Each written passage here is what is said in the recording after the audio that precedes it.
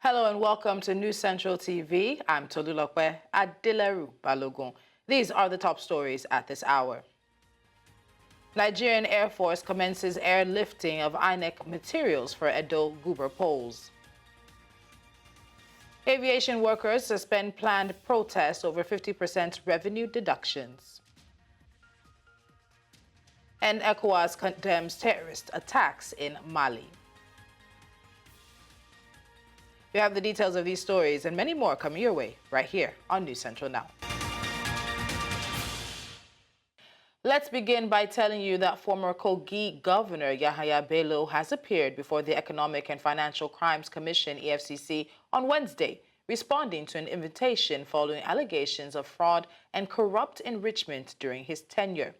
Bello, who had been declared wanted by the EFCC, decided to cooperate after consulting with his family, legal team, and political allies. A statement from his media team emphasized his commitment to the rule of law and due process. Bello, accompanied by notable figures, expressed confidence in President Tinubu's anti-corruption efforts and highlighted his own track record of fighting graft in Kogi State. Details of his engagements with the EFCC will be revealed later.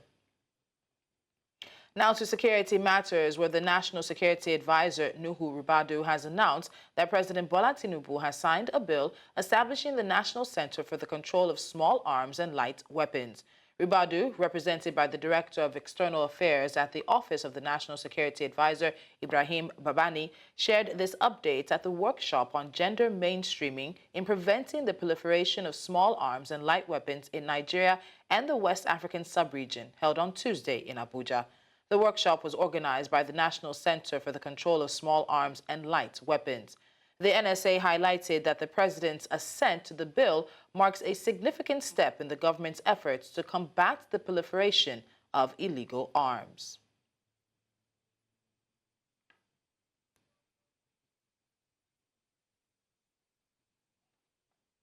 And still talking arms control, the Nigerian government has announced plans to destroy all seized illicit arms and ammunition by the end of September, including obsolete and decommissioned weapons from arms-bearing agencies. The coordinator of the National Center for the Control of Small Arms and Light Weapons, retired DIG Johnson Kokuma, made this known during a workshop in Abuja, that 3,383 small arms and light weapons, along with 26,749 rounds of ammunition, have been recovered.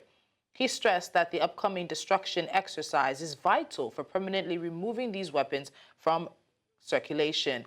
National Security Advisor Nuhu Ribadu, represented by Ibrahim Babani, reaffirmed President Tinubu's commitment to curbing arms proliferation through new legislative measures.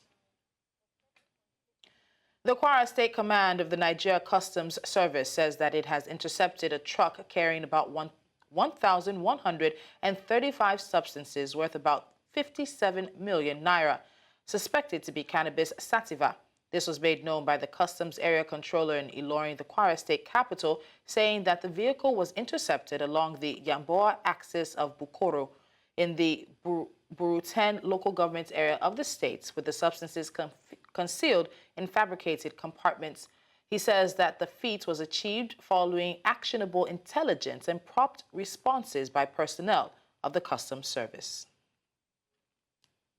While the search was ongoing, the driver, realizing that the eagle eyes of our officers have discovered that there was concealment, abandoned the truck and fled into the bush to evade arrest. This action on the part of the driver triggered the interest of our operatives. In line with Section 226A and B of Customs Service Act 2023, the DAF truck was immediately transferred to Command Headquarters in Ilorin. After 100% physical examination, the Wonder truck was found to conceal 1,153 parcels of cannabis sativa. These drugs that we are seeing here today would have gone into the society and would have destroyed a lot of lives. We all know what the menace of drug is in the society. If we go online, we should go and check. According to the survey of 2018, 14.3 million Nigerians between the ages of 15 and 64 were using drugs. And staying with security matters, the Nigeria police have arrested 14 suspects involved in serious crimes, including kidnapping, murder, and banditry. Force Public Relations Officer Muyiwa Adejobi said the suspects face charges related to armed robbery, homicide, unlawful possession of firearms, rape, defilement, and cultism. Authorities recovered 185 firearms, 4,087 rounds of ammunition, 111 vehicles, and rescued 129 kidnapping victims. Adejobi added that 284 firearms, 6,702 rounds of ammunition, 107 vehicles, and 97 victims were recovered in separate operations. He also announced the arrest of a gun-running gang in Bauchi and detailed the recovery of a stolen PKT machine gun and other ammunition. The police continued their efforts to combat crime nationwide. Over the last 1 month, the Nigerian Police Force has made remarkable achievements in the fight against crime and criminality, including violent crimes, recording the arrest of 295 armed robbery suspects, 186 kidnappers, 271 murder/homicide suspects, and 71 suspects for unlawful possession of firearms. The force has also arrested 199 suspects for sexual-related offenses, 143 suspects arrested for cultism, and 1,575 suspects arrested for other various crimes. The total number of firearms recovered stands at 185, with a total number of 4,087 ammunition of various calibers recovered from various suspects. 111 vehicles recovered, and 129 rescued kidnapped victims. Notable successes have been recorded by Nigerian Police Force in its recent anti-crime efforts, with several remarkable accomplishments achieved nationwide during the period under review, of which some will be briefly highlighted. The leadership of the Inspector General of Police remains steadfast in its quest towards ensuring perpetrators of heinous crimes are brought to book and creating an enabling environment for the general public to go about their daily lawful activities without any form of fear. We will not relent in our pursuit of ensuring crimes and criminality are brought to their barest minimum accordance with the rule of law and upholding the highest standards of professionalism in carrying out extant duties of protection of lives and property, maintenance of law and order, and apprehension of all offenders. I want to reassure you again, on behalf of the Inspector General of Police, that we will continue to fish them out. Those elements who are out there to cause pain, sorrows, and tears to innocent Nigerians. I always say that you can only run, you cannot hide for life. You are watching News Central now, but before we continue with the news, we're going to New York, where the United Nations Secretary General Antonio Guterres is answering questions from the media ahead of the United Nations General Assembly that kicks off in the next few days. Happening right now. Let's go to it. Escalation. Thank you. Sherwin?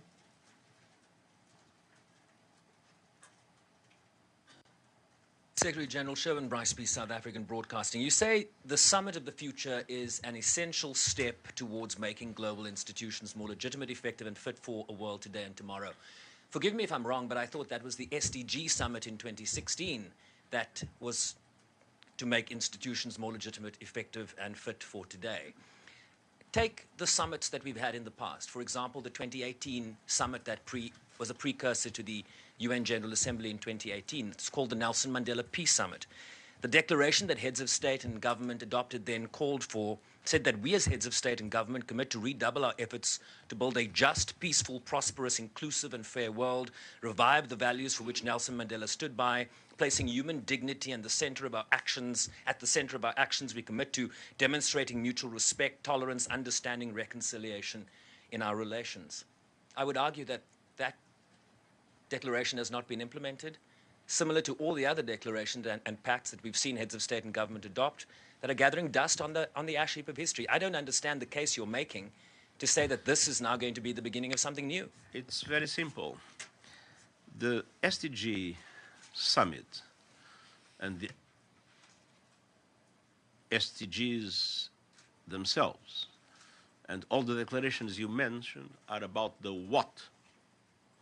what is needed. The summit of the future is about the how.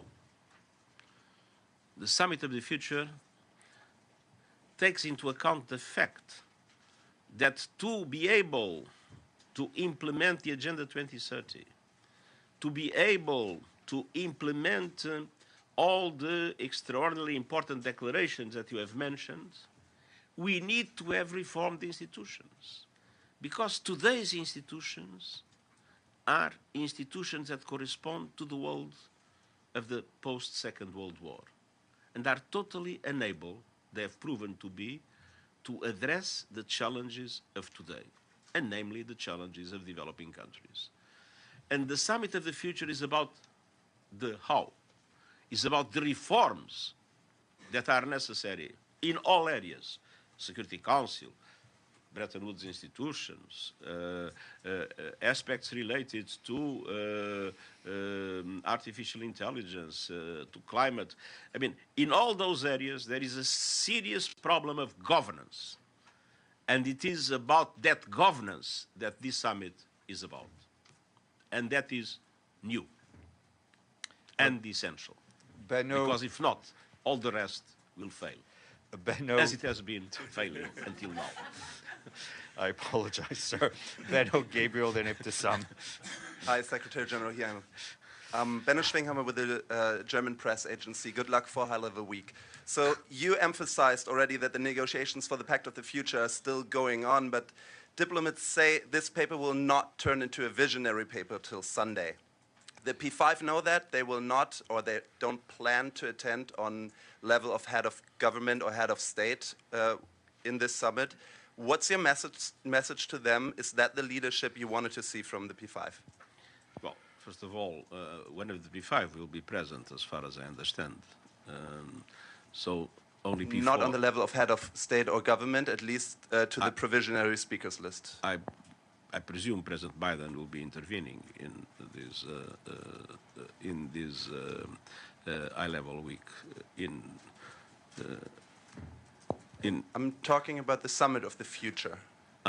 Sorry. But I mean, he'll be speaking in the general debate. So I mean, there will be a presence at the level of heads of state and government.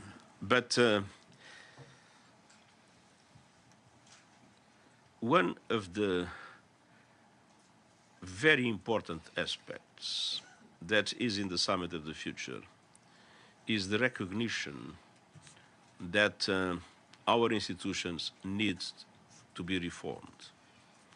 And one of the institutions that need that reform is the Security Council.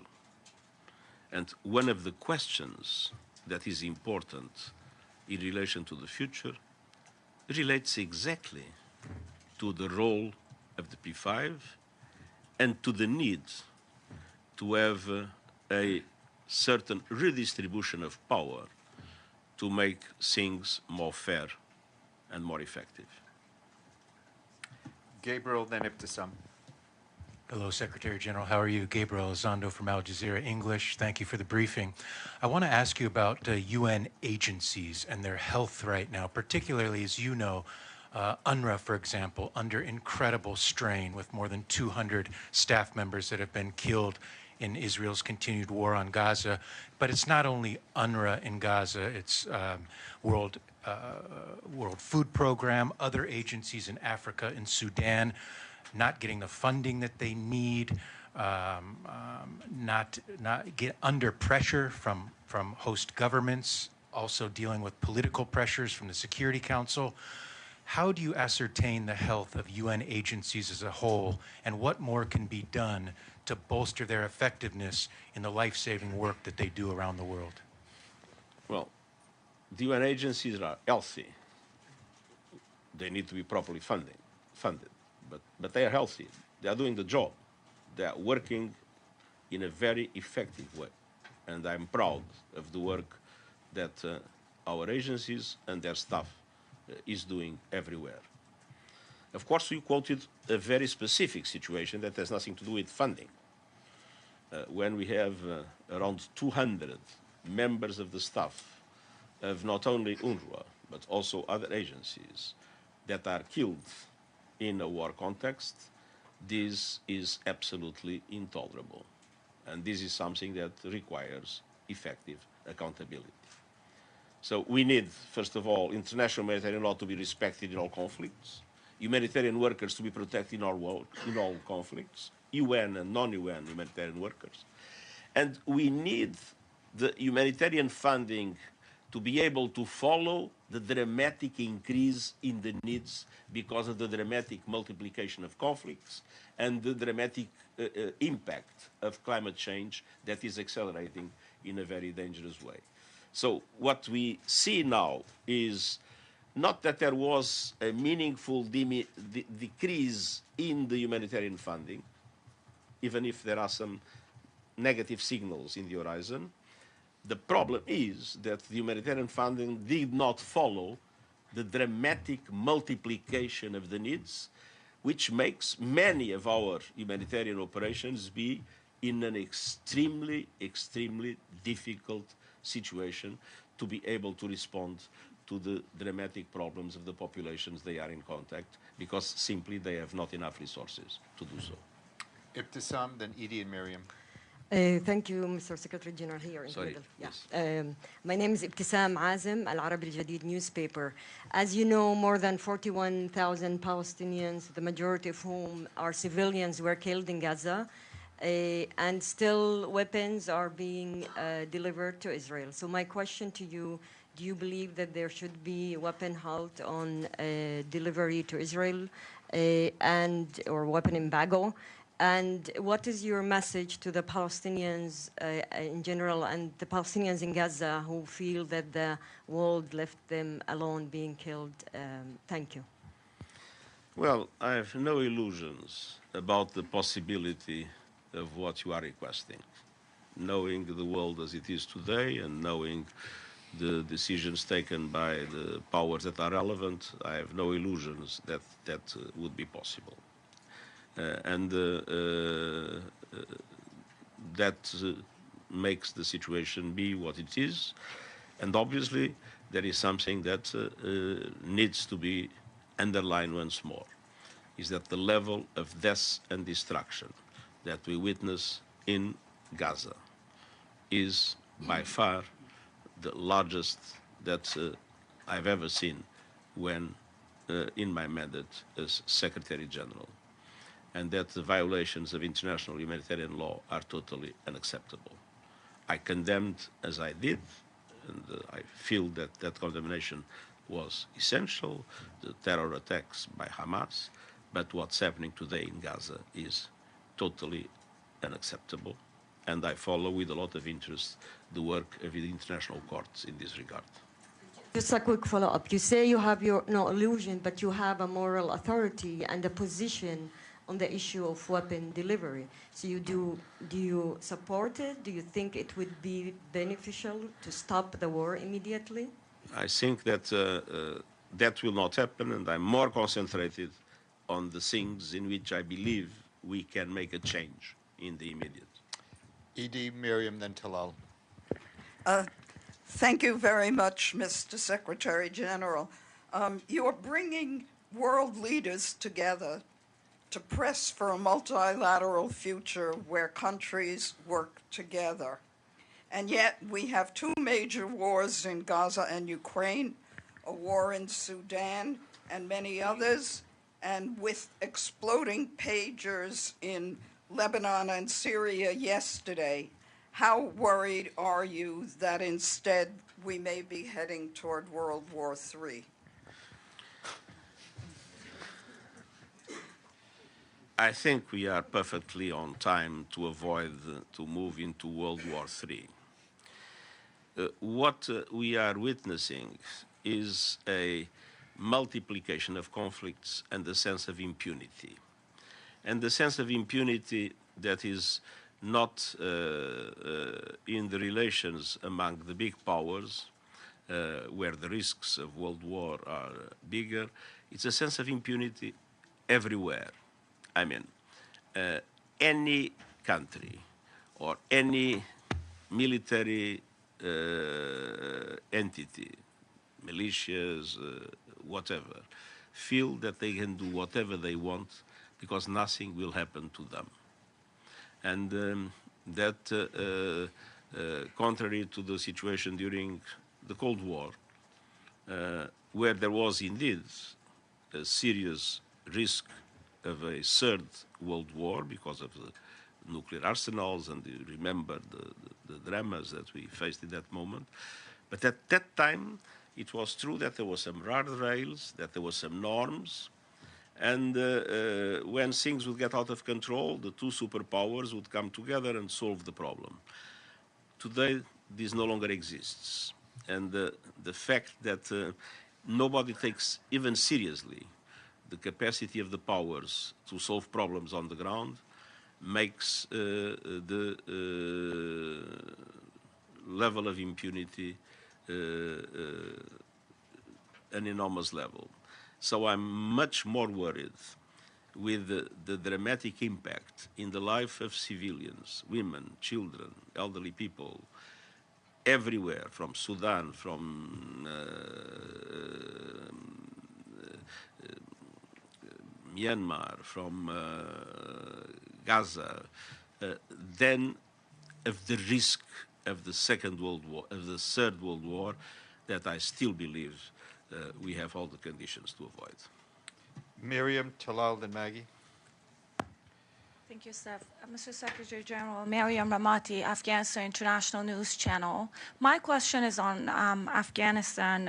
As you know, right now, your recent report on the situation in Afghanistan is being discussed at the Security Council. Rosa Otunbayeva is here. As you know, the situation is getting worse. Women are completely removed from the societies. Situation on human rights is dire.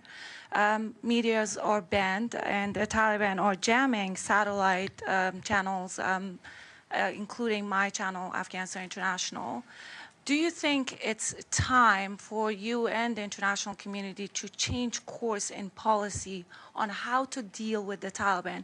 It seems that they don't want to work with you. Thank you. This is a matter of great interest to me in particular.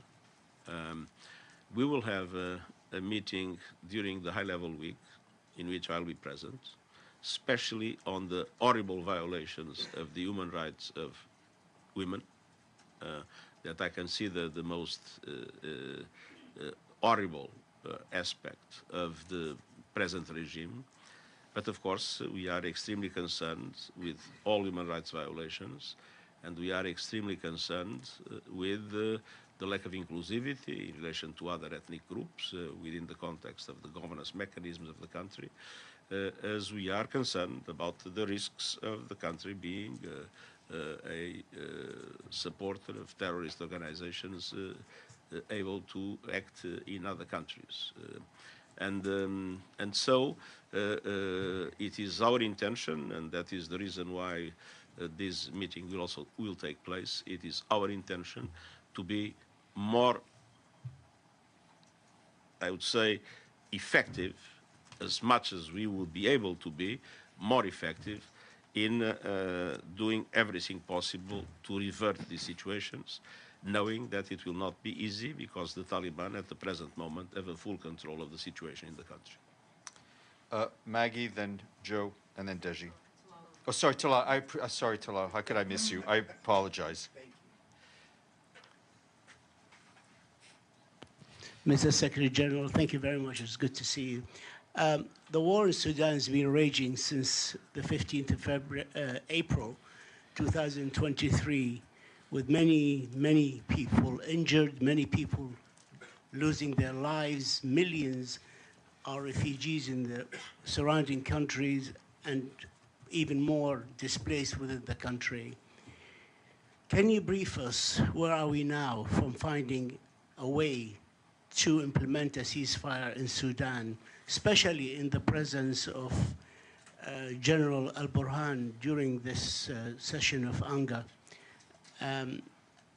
Do you have new plans, or we go on talking and talking while people losing their lives every day? The description that you have made is the exact example of the situation of total impunity that I mentioned in the previous question that was made by the distinguished representative of Associated Press. I mean, the truth is that you have two generals and you have two groups, one army and one paramilitary institution that are fighting each other without any consideration for the needs and the dramatic impacts of their people. The level of hunger is spreading terribly in Sudan. The number of people killed and maimed is increasing dramatically. And as a matter of fact, all this is done with total impunity, plus the interference of a few other countries that also have some, interests apparently in relation to these developments in Sudan. We had a number of initiatives, the so-called Jeddah process. We had the Bahrain-Manama process. We had the African Union initiatives. We have the Arab League initiatives. We have the summit in Djibouti. We have the high-level panel of the African Union. And we are all working together. As you know, my special envoy, Lamamra, managed to have in Geneva the two groups at the same time, but not talking to each other. The problem is that in all those initiatives and in all those attempts until now, there was really no progress at all in relation to the central question, which is, of course, a ceasefire and the opening of a political process. No progress at all. And this is something that, of course, if I will have the opportunity to do so, I will express my enormous frustration to the two leaders, and if one is coming, to the one that is coming. It's absolutely intolerable that things go on and that the international community is totally unable to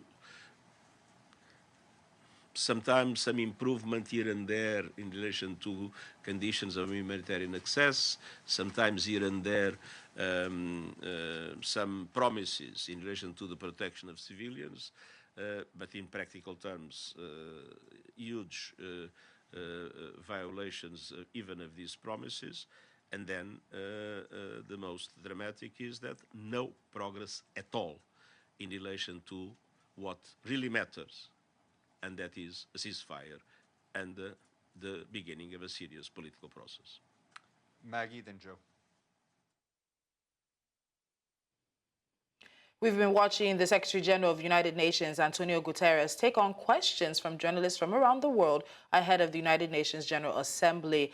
He's answered a number of questions, particularly in relation to the Israeli conflict, as well as the Ukrainian conflict as well. But we also need to let you know that as we prepare for the next United Nations General Assembly that's coming up in the next few days, that also today the General Assembly is voting on Israel's occupation of Palestine. This is just one of the many events and meetings that are already taking place. But right now we can confirm that the UN General Assembly, a number of countries are sitting to vote on Israel's occupation of Palestine. We'll have the updates for you when that vote is over and the conclusion, of course, is made known. But getting back to News Central now, just very quickly before the break, in a bid to address recurring cases of clashes between farmers and herders over scarce resources, the European Union, through the International Organization for Migration and the Search for Common Ground, has called for more advocacy using creative arts. This was made during the launch of the EU's Comatis project in Adamawa State, northeast Nigeria,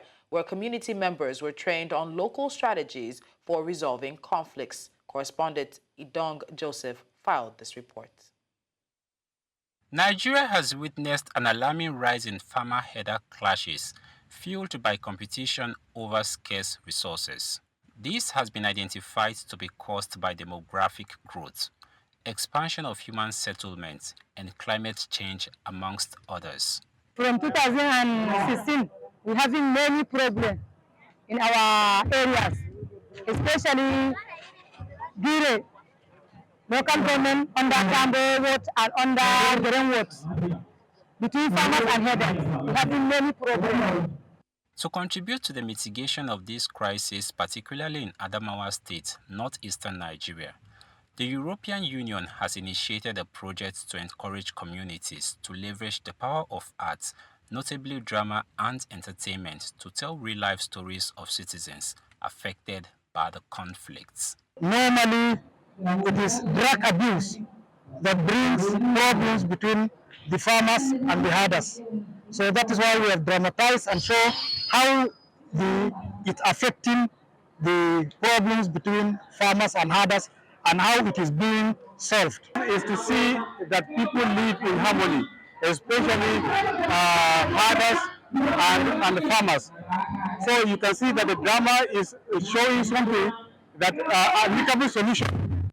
The European Union says that drama can be a tool that not only engages communities, but also empowers them to find lasting solutions to the crisis instigated by clashes between farmers and herders. We brought about an idea called participatory theatre, a way whereby the community members will sit down, script their issues, they will sit down and write about the things that bother them in their communities, and then come out to act it out. The EU, in a bid to ensure the sustainability of the project, has earmarked the initiative for 9 local government areas of the state. These experts say will help build a unified approach to addressing underlying tensions. When we return after this break, Nigerian Air Force commences airlifting of INEC materials for Edo Guber polls. We'll have the details for you after this. Stay with us. The Nigerian Air Force has commenced the airlift of election materials for the independent National Electoral Commission to Benin, Edo State, ahead of the governorship election scheduled for September 21st. In a statement released on Wednesday, the Deputy Director of Public Relations and Information for the Nigerian Air Force, Kabiru Ali, explained that the operation is part of broader efforts to ensure the timely and secure delivery of sensitive materials required for the smooth conduct of the election. He highlighted that the airlift operation underscores the collaboration between NAF and INEC, aimed at facilitating logistics and ensuring a peaceful election process in Edo State. And still on the election, former Vice President Atiku Abubakar has urged voters in Edo State to reject the All Progressives Congress in the upcoming governorship election. He said voting for the APC would mean endorsing misery and hardship. He made this known in a statement on Facebook on Wednesday titled "The Clear Choice for a Prosperous Edo State." Atiku criticized the APC for plunging Nigeria into suffering, poverty, and insecurity. He praised the People's Democratic Party candidate, Dr. Asue Ighodalo, for his readiness to serve with competence and commitment to the people's welfare. Atiku encouraged voters to use their power to bring change and reject APC's deceit and self-serving ways. He also emphasized that electing the PDP's candidates would send a strong message across Nigeria and usher in a new dawn for Edo State. Away from that, aviation workers in Nigeria have suspended their planned protest, initially set for September 18, 2024, over the federal government's policy of deducting 50% from the internally generated revenue of key aviation agencies. Last week, aviation unions expressed frustration with the government's refusal to reverse this deduction, which affects the Nigeria Civil Aviation Authority, the Federal Airports Authority of Nigeria, the Nigeria College of Aviation Technology, the Nigerian Meteorological Agency, and the Nigerian Safety Investigation Bureau. In a statement signed by Olayinka Abioye, General Secretary of the National Association of Aircraft Pilots and Engineers, the unions confirmed the suspension of the strike. The workers have chosen to halt their demonstration, though concerns about the revenue cuts remain unresolved. Residents of Ajegunle in the Ajeromi-Ifelodun local government area of Lagos State have protested against alleged multiple and unjustified billing practices by the ECO Electricity Distribution PLC. The protest on Tuesday had residents voicing their frustration over what they described as exorbitant and unfair electricity charges. In a petition addressed to the acting chief executive officer of EKEDP, Rekiat Moma, the Ajegunle People's Movement accused the company of imposing excessive charges without adhering to the regulatory guidelines set by the National Electricity Regulatory Commission. The community is demanding more transparency and fairness in the billing processes, alleging that the current system is burdening them with inflated costs.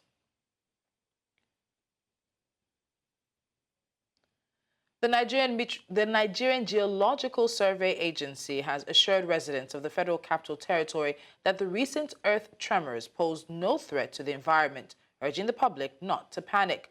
In a statement on Wednesday, NGSA Director General Professor Olusegun Ige said the agency monitored the tremors and found them to be low in intensity with no danger to the environment.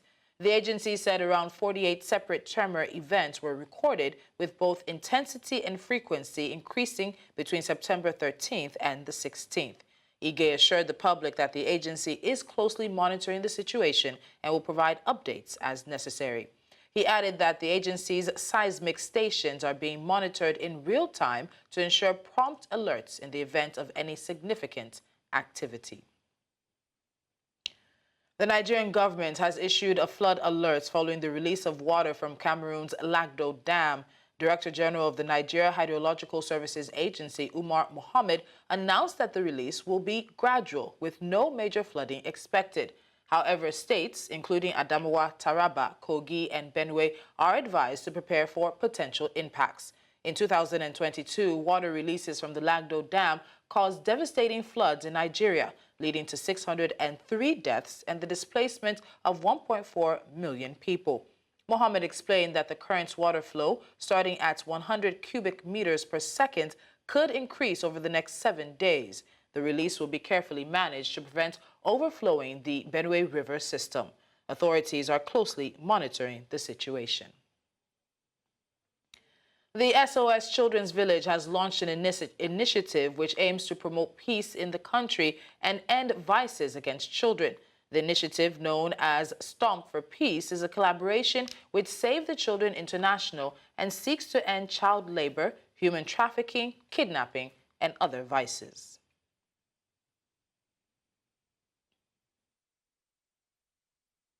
Did you know that over 39.2% of Nigerian children are involved in child labor, with 2.9% of them working in dangerous conditions, while thousands more fall victim to trafficking every year? Also, about 18 million Nigerian children are out of school, mostly because of poverty, conflict, and instability. Shockingly, about 70% of Nigerian children are living in some form of poverty caused by neglect and abandonment, with other tough socio-economic conditions. It is heartbreaking that 6 out of every 10 children of Nigeria are experiencing some form of violence, but only 5 out of 100 receive any kind of help. More than 2 million children suffer from severe malnutrition problems, which make it difficult for them to grow healthy and reach their full potential. Nigeria is also ranked as the second worst country globally on the 2023 Climate Risk Index, with over 100 children facing multiple risks going on climate crisis. And over the past 10 years, more than 1,600 children have been kidnapped. These aren't just numbers. These represent real kids, our brothers, our children, our sisters, our friends, and our future leaders. Coming up on the news, ECOWAS condemns terrorist attacks in Mali. We'll tell you more after the break.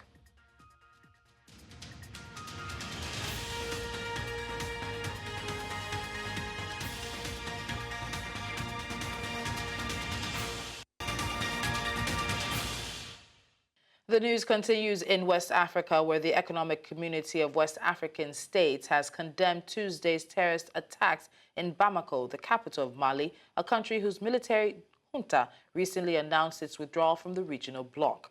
In a statement released on Wednesday, ECOWAS reiterated its strong stance against any terrorist activities that threaten the peace and security of West African nations. The bloc reaffirmed its unwavering commitment to supporting any initiative aimed at restoring peace in the region. Tuesday's deadly attack, claimed by an al-Qaeda-linked terrorist group, marked a rare incident in Bamako, which has generally been spared the violence that frequently plagues other parts of the country.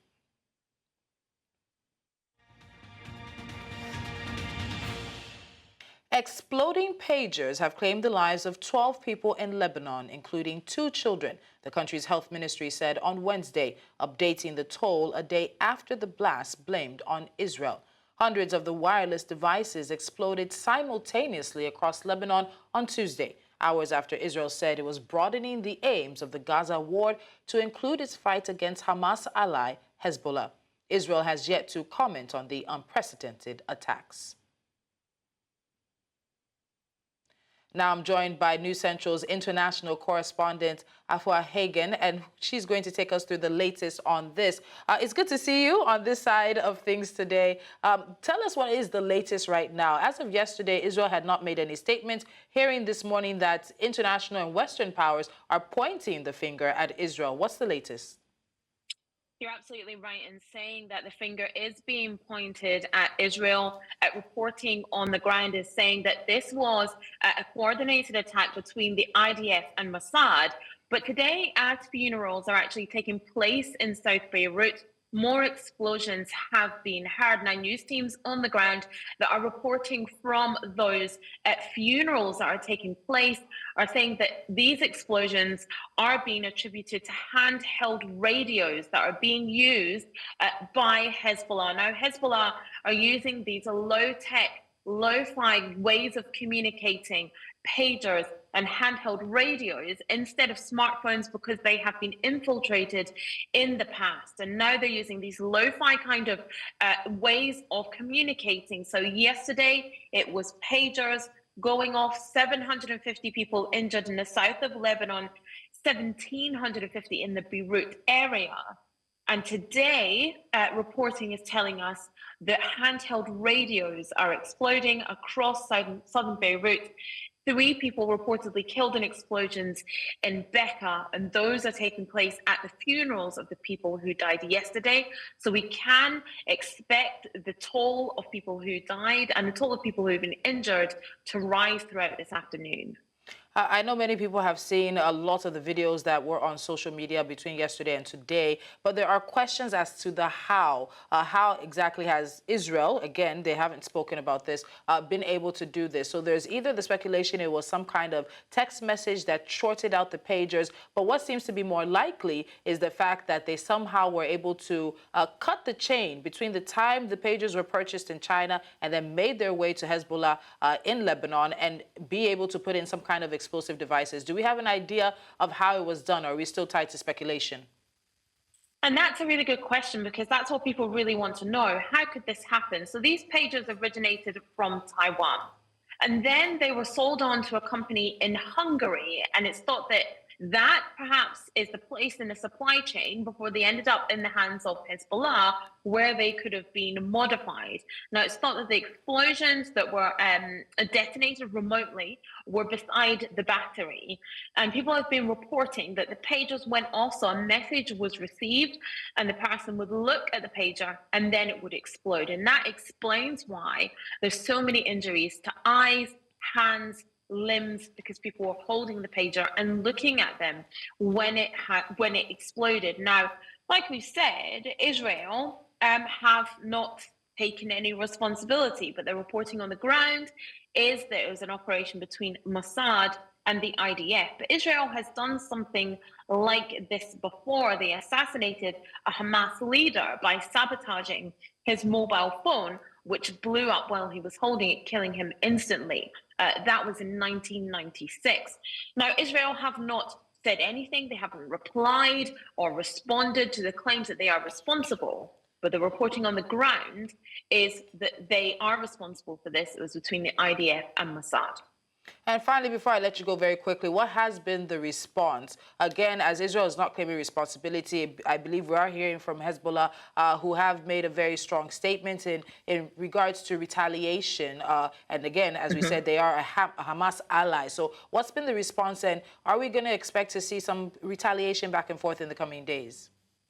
Oh, absolutely. Now, Hezbollah have said in the strongest possible terms that retaliation is coming. Now, the last time there was a flare-up between Israel and Hezbollah, it took a matter of weeks before actually a response was mounted. That was after the killing of some of their leaders by Israel in Lebanon. We can expect some sort of retaliation to come. It's the when, and we don't know when that will come. And, you know, leaders around the world have responded as well. Ireland's Deputy Premier said that we have to be worried and concerned, and the international community needs to reflect on the nature of the attack. That was Michael Martin. And Russia have also said they have condemned this attack in friendly Lebanon and said it represents a serious challenge to international law. So countries around the world responding, but the response from Hezbollah is the one that we really need to keep an eye on. All right, thank you so much, Hafia, for joining me. And of course, we'll be touching base with you as this story develops. And it's interesting that this is happening in the background as nations and countries prepare to meet at the United Nations General Assembly in New York. And today, earlier, we did tell you and show you that Secretary General, I beg your pardon, Antonio Guterres was taking questions from the audience, from journalists, and one of the big questions was Israel's occupation of Palestine. And of course, there is a vote also in play as to Israel's occupation of Palestine at the General Assembly. We'll have all those details for you in the coming hours as they break. But that's all we can take on the news at this time. But before we go, let's take another look at some of the major stories. Nigerian Air Force commences airlifting of INEC materials for Edo-Guber polls. Aviation workers have suspended planned protest over 50% revenue deductions. And we also told you that ECOWAS has condemned terrorist attacks in Mali. Don't forget to send in your eyewitness reports to the WhatsApp number on the screen and follow us on social media. We are at News Central TV. You can also watch News Central TV live on DSTV channel 422, Star Times channel 274, Avo TV, and YouTube. Many thanks for watching. I'm Tolulope, Adeleru-Balogun.